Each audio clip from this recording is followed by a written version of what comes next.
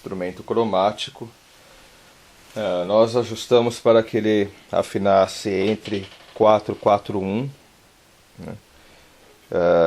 Facilmente pode ser ajustado para 4-4-0.